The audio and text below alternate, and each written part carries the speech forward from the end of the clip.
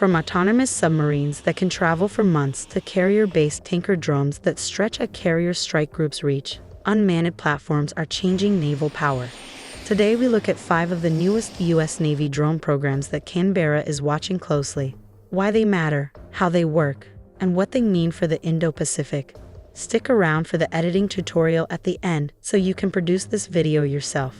In an era of rising maritime competition, unmanned systems, aerial, surface, and undersea, are multiplying in role and importance. They offer longer endurance, lower risk to sailors, and the ability to operate in swarms or distributed networks. For Australia, a maritime nation with a vast area to monitor and defend, developments in U.S. Navy unmanned systems are both a capability template and a partnership opportunity. Canberra watches these programs because they affect regional surveillance, logistics, mine countermeasures, and undersea competition, all central to how Australia plans to defend sea lines of communication and contribute to coalition operations. Triton 2. Here are the 5. 1. MQ-4C Triton, high-altitude maritime ISR. 2. MQ-25 Stingray, carrier-based unmanned tanker. 3. Orca XLUUV, extra-large unmanned underwater vehicle. 4. Hunter, large unmanned surface vessel prototype. And 5. Knifefish, mine hunting UUV. We'll dive into each one. MQ-4C Triton. The MQ-4C Triton is a high-altitude, long-endurance unmanned aircraft built by Northrop Grumman and operated by the U.S. Navy for broad-area maritime surveillance. Think of it as a persistent eye in the sky. It can operate above 50,000 feet for a full day or more, covering thousands of nautical miles while carrying sensors tuned for maritime detection, radars, cameras, and signals intelligence gear. Key capabilities and role. Endurance and altitude give it a very wide radar sweep and long loiter time, ideal for maritime domain awareness across vast ocean areas. It complements tactical aircraft and satellites by providing continuous wide area surveillance and queuing for other assets. The Triton is not stealthy nor a strike platform. It's intelligence, surveillance, reconnaissance, ISR, at scale. Why Australia tracks the Triton? Australia is not just watching, it's acquiring Tritons. Through a cooperative program with the U.S., the Royal Australian Air Force is procuring MQ-4C Triton aircraft to operate in the Indo-Pacific, basing aircraft in the north to keep watch over Australia's maritime approaches.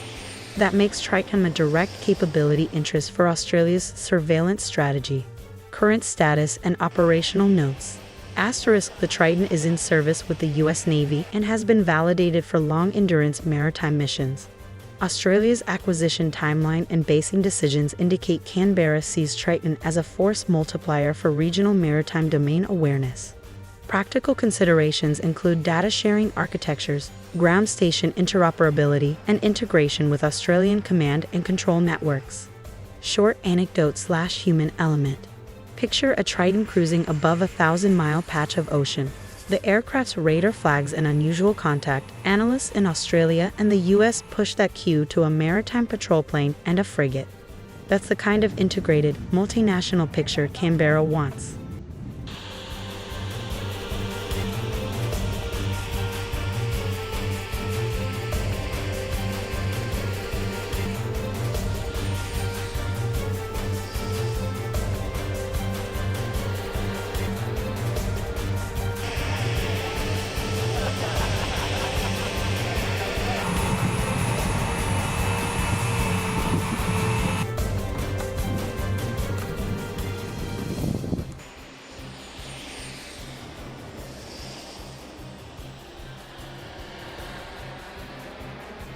MQ-25 Stingray. If Triton is the eye, MQ-25 Stingray is the enabler.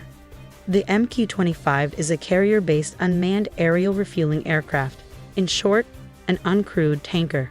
Its primary mission is to refuel manned fighters from U.S. Navy carrier air wings, extending their range and allowing carriers to project power farther from coastlines. What makes MQ-25 important? Carriers are strategic hubs, increasing the range and persistence of carrier air wings. Through unmanned refueling increases flexibility while reducing strain on manned assets. Beyond tanking, Boeing and others have proposed the MQ-25 could carry out secondary roles, ISR or light offensive missions, though its primary and funded role remains tanker. Why Australia pays attention? Asterisk carrier aviation tactics and logistics shape regional power projection. Australia, which plans to operate more advanced maritime and air systems, monitors MQ-25 development because the platform changes how carrier strike groups might operate in the Indo-Pacific, potentially influencing alliance planning, coalition strike concepts, and how Australia integrates with U.S. carrier operations and contingencies. Status and practical notes. Asterisk MQ-25 has been through testing and incremental steps toward operational capability. Delays and incremental testing are a normal part of integrating an uncrewed aircraft into carrier flight decks. The program's progress is watched closely by allied navies for lessons learned and partnership opportunities.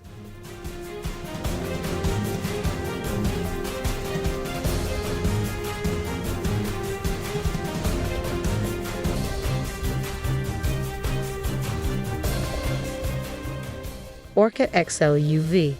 The Orca XLUUV, Extra Large Unmanned Underwater Vehicle, represents a new class of autonomous submarine. Built by Boeing, Orca is designed for long-duration undersea missions, intelligence collection, deploying sensors, logistic tasks, and possibly providing a payload platform for weapons or countermeasures. Capabilities and significance. Asterisk XLUUVs are larger and longer range than traditional AUVs. They can transit long distances, operate covertly, and carry modular payloads. That makes them interesting for both peacetime surveillance and contested undersea operations. Asterisk Orca is intended to augment manned submarines and other undersea assets, especially in areas where keeping humans out of harm's way is desired. Australia's interest and regional context. Asterisk undersea competition in the Indo-Pacific is growing. Australia watches Orca and similar XLUUV developments because undersea autonomy affects anti-submarine warfare, sea sensing, and clandestine logistics. Australia also is developing indigenous and partnered uncrewed undersea concepts, including allied industrial cooperation. So Boeing's Orca is both a capability to learn from and a potential partner platform conceptually. Operational realities and caveats. Asterisk XLUUVs like Orca are complex. Autonomy, communications, underwater comms are hard, endurance, and rules of engagement for autonomous behavior all remain difficult technical and policy problems. Orca has undergone testing and early deliveries to the Navy for experimentation. Full operational employment will come as doctrine and command and control matures. Think of Orca as a stealthy, uncrewed workhorse beneath the waves, performing ISR, planting sensors, or scouting contested choke points while humans command from afar. See Hunter/Large USVs. On the surface, the U.S. Navy and research partners have prototyped large unmanned surface vessels, USVs. One of the best-known early demonstrators is Sea Hunter, a medium-displacement unmanned surface vehicle originally developed under DARPA and championed by industry teams as a prototype for autonomous surface operations. What Sea Hunter demonstrates. Asterisk Sea Hunter and similar USVs show how autonomous ships can patrol sea lanes, perform anti-submarine or surveillance roles, and act as part of distributed fleets. They reduce the risk to crew and can operate in forward areas for extended periods or serve as communication/data hubs.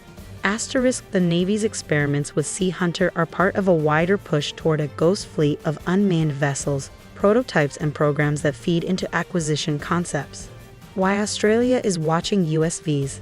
Asterisk Australia has vast maritime approaches and an interest in persistent surveillance and autonomous maritime warning systems. USV tech offers non-traditional ways to monitor choke points and to perform repetitive tasks, like patrols and escorts, at lower cost. Additionally, regional actors and non-state groups have already used commercially modified USVs in attacks, so advances in doctrine and defenses against hostile drones are also of interest. See coverage of sea drone incidents. Operational caveats. Asterisk Sea Hunter and its siblings are prototypes deriving operational concepts, not mass-deployed combatants. The Navy is using prototypes to evaluate autonomy, safe navigation in busy seas, logistics, and command arrangements for uncrewed surface assets. These experiments directly inform Allied planning, lessons that Australia can apply to its own concepts or joint operations. Knifefish UUV. Knifefish is a mine-hunting unmanned undersea vehicle developed for the U.S. Navy to detect, classify, and identify mines in littoral waters. Its mission is a practical one: keep sailors clear of minefields. Knifefish is a medium-class MCM mine countermeasure UUV optimized for acoustic/sonar search in cluttered littoral environments. It carries dedicated mine detection sensors and is designed to operate from littoral combat ships, LCS, or other platforms of opportunity. Mine warfare is one of the most persistent asymmetric maritime threats. Effective unmanned mine hunting reduces risk to personnel and allows quicker clearance of sea lanes. Australia's geography, shallow waters, choke points, and heavy commercial traffic means mine countermeasures are strategically important. Canberra watches U.S. advances like Knifefish both to learn how to integrate unmanned MCM into fleet operations and to assess how to procure, partner, or co-develop systems for its own defenses. Knifefish has achieved program milestones and is used experimentally to refine doctrine. Important practical factors include deployment method, launch/recovery systems, data processing timelines, and the human-in-the-loop decision framework for classifying/neutralizing mines.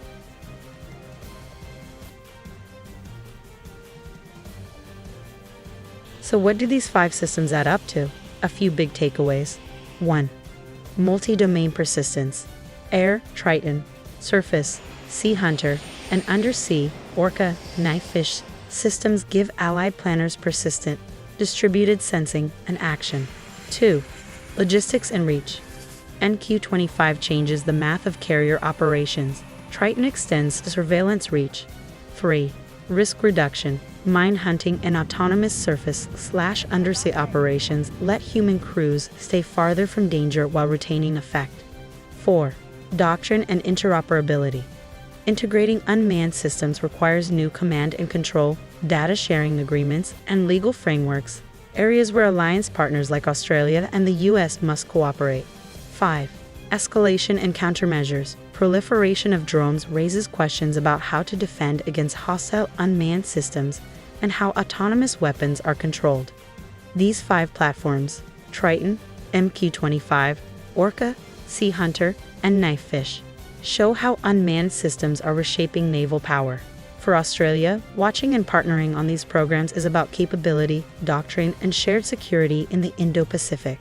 If you like this deep dive, hit subscribe, turn on notifications, and check the description for the sources I used. Coming up, a hands-on editing tutorial so you can cut a video exactly like this. You've been watching Prince of War, exploring the technology and tactics shaping tomorrow's battlefield. Don't forget to subscribe and join a community that values insight over noise. Thank you for your time. See you in the next operation.